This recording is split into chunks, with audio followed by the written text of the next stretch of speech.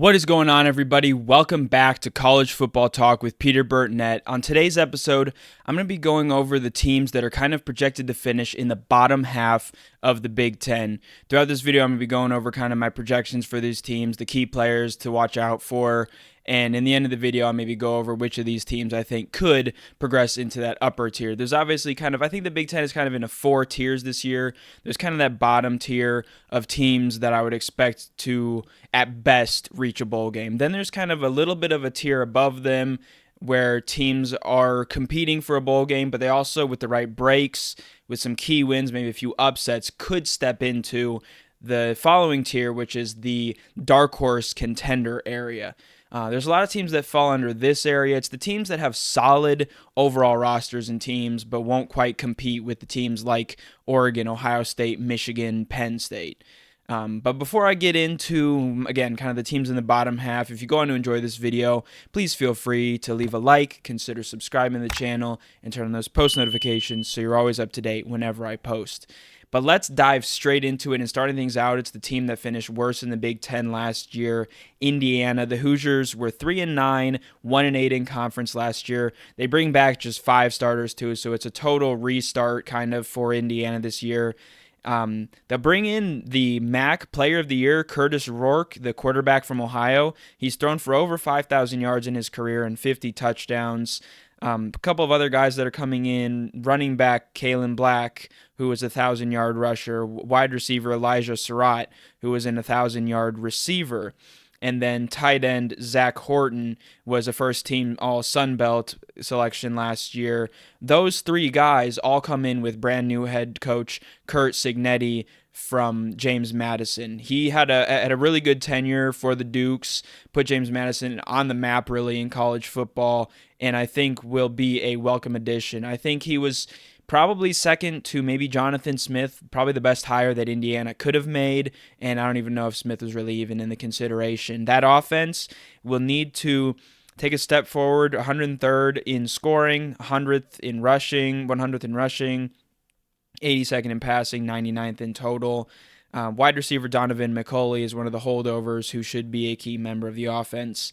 Overall, they had a -5 turnover margin, and that's in large part because the defense struggled as well, ranking 98th, 80th, 86th, and 85th in those kind of 4 key statistical areas. On defense, the key players to watch out for are defensive end Mikhail Kamara, defensive tackle James Carpenter, linebacker Aiden Fisher, and cornerback Jamari Sharp, and linebacker Linnell Carr Jr. is the lone returning starter. Their schedule features a home game against Michigan and a road game against Ohio State. Those are probably their 2 toughest games. Outside of that, they're going to go to Michigan State on the road. They get Nebraska and Washington at home. Those are probably their main games to keep an eye on. Moving quickly down to the team that is probably close to Indiana in terms of finishing in kind of the bottom 2 spots in the Big Ten is Illinois. They had a decent season last year. They didn't reach a bowl, though, so I would say it's a bit of a disappointment. 3-6 in conference, 5-7 overall. They bring back 11 starters, 5 offense and 5 defense, and their punter. Luke Altmaier last year was okay, I would say, is probably the best way to describe his statistics last year. 13 touchdowns, 10 interceptions. Running back Caden Fagan, wide receiver Pat Bryant, and left tackle J.C. Davis, a transfer from New Mexico, are their key guys to watch on offense. Davis is among a group that returns 3 starters on the offensive line, so we'll plug in and see, hopefully, if he can make some contributions for the Fighting Illini. They ranked 81st in scoring, 96th rushing. They were 35th in passing, so Altmaier did a good job of spreading the rock around, getting pretty good yardage in the air, and they ranked 60th in total offense. Defense in those areas, 93rd, 63rd, 71st, and 61st. So really middle of the road. They struggled in scoring, which means they really need to work. Often that showcases that a team needs to work on their red zone defense, because if they're not giving up a lot of yards, but they are giving up a lot of points, it means they're probably allowing offenses to get on the board quite frequently, and that also isn't helped by a -8 turnover margin. The Illini are led by outside linebackers Gabe Jacas and Seth Coleman. They also have linebacker Dylan Rosiak and defensive backs Matthew Bailey and Xavier Scott. They'll have a tough non-conference game at home against Kansas. They travel on the road to Penn State and Oregon, and they also host Michigan. I think their schedule's a little bit tougher, at least in terms of their big games, than Indiana's is. So I could easily see the Fighting Illini finishing behind Indiana in the final Big Ten standings. Next up is Purdue, another team that went 3-6 last year. That's going to kind of be a theme from the Big Ten West last year. A lot of those teams finishing, kind of below average and not doing too well. But Purdue also struggled in non-conference. Obviously, going 4-8 and 3-6 in conference means they lost 2 games in the non-conference schedule.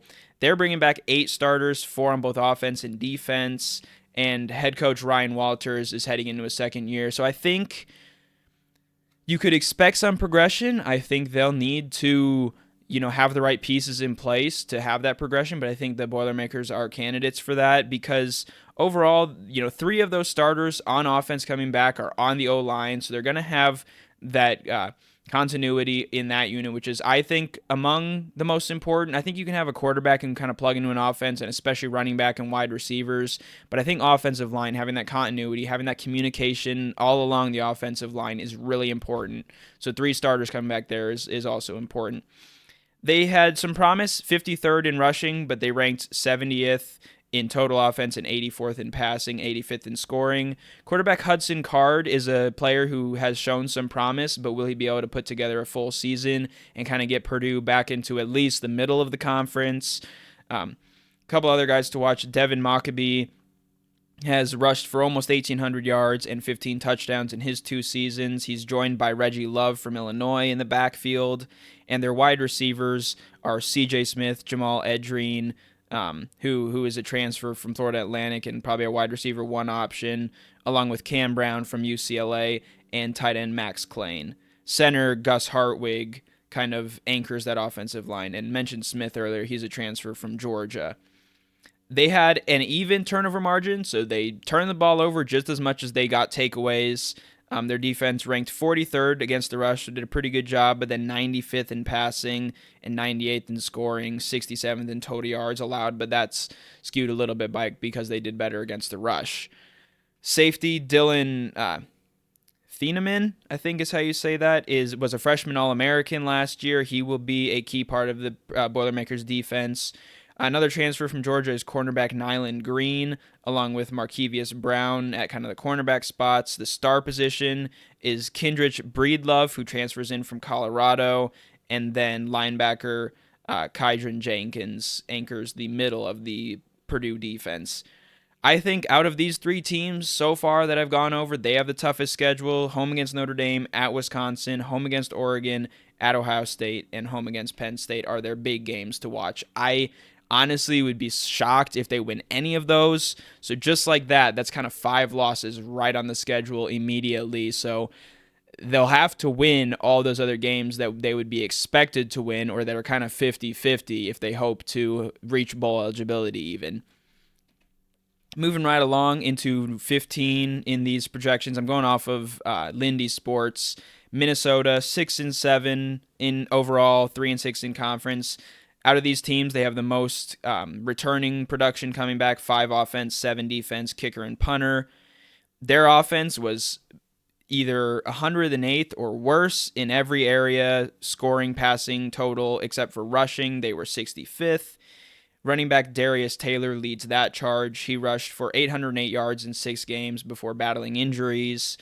Quarterback Max Brosmer comes in from New Hampshire. He was the FCS leader in passing yards last year with 3,464, so he could be key in improving a passing offense that ranked 123rd, which would be important. I mean, Minnesota was right there record-wise. Pick up a couple wins in a competitive Big Ten West, they could have potentially made that conference championship game. Obviously, without divisions, I don't expect them to be able to take the steps to arrive at that level, but they could at the very least improve on their win total from last year.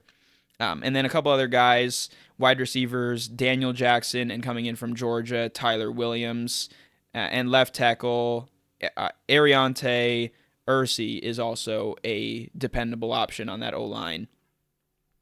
Defensively, they ranked 67th, 62nd, 59th, and 54th in those kind of, again, four key statistical areas, +2 turnover margin.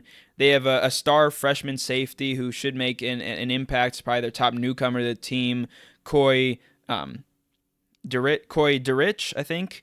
I have to make sure. Hopefully, sometimes I can't even read my own writing. I need to clean that up a little bit. But defensive end, Joyner is another key player, linebacker Cody Lindenberg, and cornerback Justin Wally.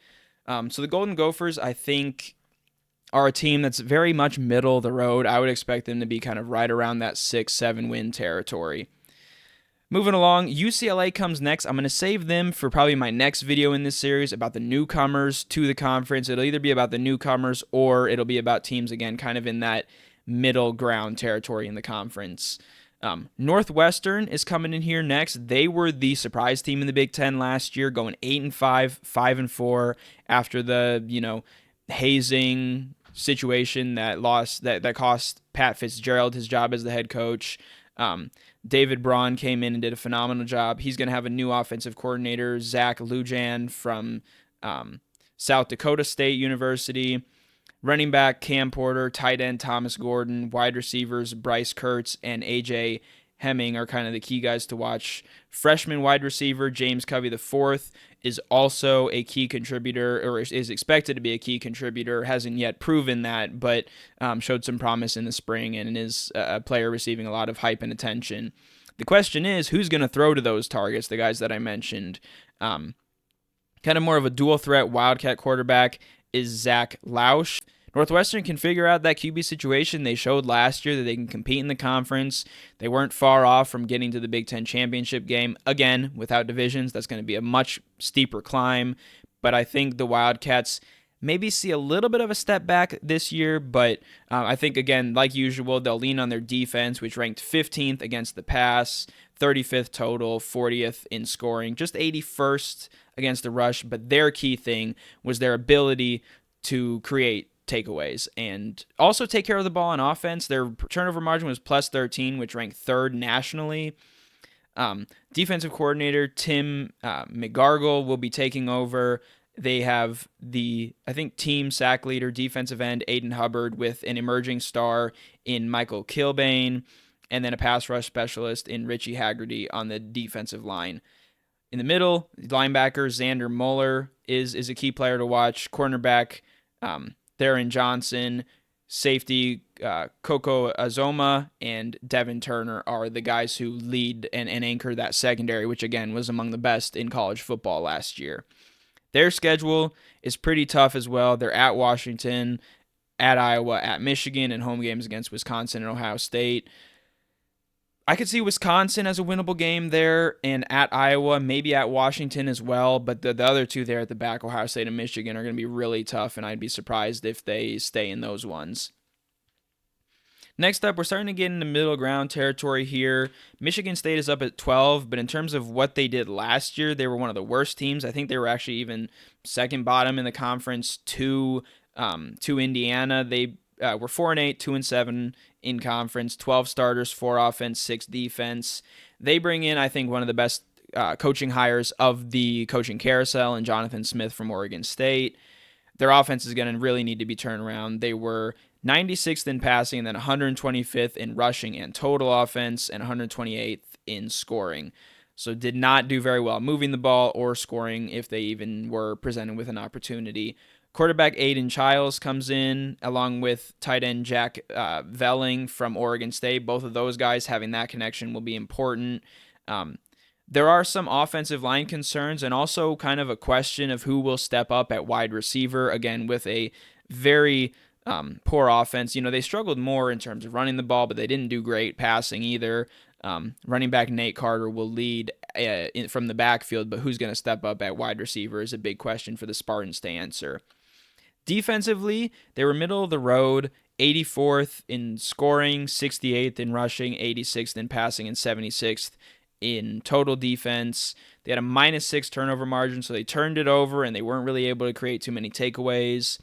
Defensive end Chris Bogle, linebacker Cal Holiday, and safeties Malik Spencer and Jaden Mangham are the key guys to watch. They have kind of a tough early schedule, home against Ohio State, at Oregon, home against Iowa, at Michigan, but they end with a slate that could put them in a position to at the very least reach bowl eligibility with home games against Indiana, Purdue, and Rutgers, and a road game at Illinois. I think all 4 of those are winnable. If they can win all 4 of those games, that might put them around 7-8 wins for this season, which would be a huge step up and a really good sign of progression for Jonathan Smith that could kind of create that framework for even better seasons in the future. These next 2 teams, I'm going to go through a little bit quickly because I think they're kind of more of those dark horses, so I might save going into them a little bit more for another video. Maryland and Rutgers. Maryland was 8-5, 4-5 in conference. They bring back 12 starters. Their offense was 21st in passing, but they're going to have to replace Tualia Tagovailoa at quarterback. They bring in MJ Morris from NC State. Again, that's the question that needs to be answered, is if he's going to be able to fill what Tagovailoa was able to do. Running backs, Roman Hemby and Colby McDonald are 2 key guys. McDonald averaged 5.8 yards per carry. Tight end Preston Howard and wide receivers Ty Felton and Caden Prather are the guys to watch. Both of them are kind of NFL caliber receivers who will be receiving probably some draft attention. They have a deep front 7. Defensive ends, Quayshawn Fuller, Donald Brown, nose tackle Jordan Phillips, linebackers Fanaje Gote and Ruben Hippolyte the second. Those are all key guys who anchor a strong, deep front 7. And then free safety Dante Trader Jr. This defense was in the 30s in everything. 39th scoring, 32nd against the rush, 38th against the pass, 38th in total, and had a plus 3 turnover margin. They don't have Ohio State or Michigan on the schedule. They do go to Oregon and Penn State and host USC and Iowa, but I think they are a contender to potentially step up because they avoid 2 of those teams that I think are in the top 4 in the conference. Finally, rounding out with Rutgers, they have been, with Greg Schiano back in Piscataway, have been a positive story in the Big Ten. They've had some significant improvement. They reached the bowl game last year. They bring back 14 starters.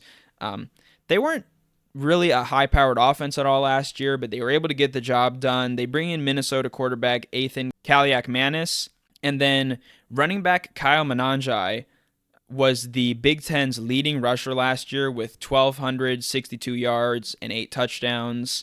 They have a couple of good receivers, Dymere Miller from Monmouth, and then Christian Dremel comes back, and they have 3 offensive linemen returning. Again, though, they kind of like Northwestern leaned more on their defense to get their wins last year. They were 10th nationally against the pass and 16th in total defense, and they had a plus 5 turnover margin. Linebacker Mohamed Toure led the team in tackles for loss, and sacks. And some other guys to watch are on the defensive line, Wesley Bailey and Malcolm Ray. And then joining Toure at linebacker is Tyreen Powell. And finally, safety Flip Dixon leads the way in the secondary. This team, I think the Scarlet Knights have a really good team coming back, especially on defense. If they can get some better production on offense, I think they could be one of those teams to jump into that either 3rd or 2nd tier in the Big Ten.